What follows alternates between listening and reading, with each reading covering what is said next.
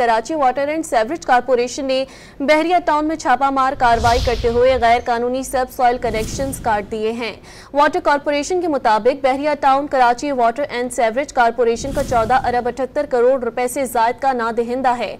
मजीद जानते हैं don news के नुमाइंदे इमरान अहद खान से। जी इमरान, क्या तफसीलात हैं आपके पास, आगाह कीजिएगा।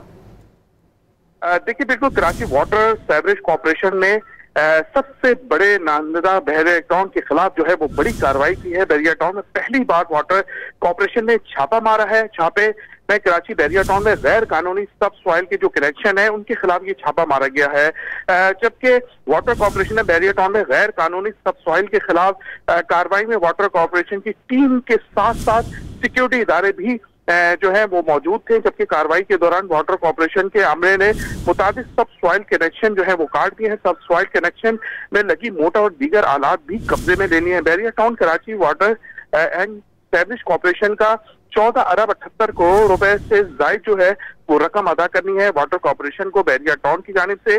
जबकि 2018 में बहरिया टाउन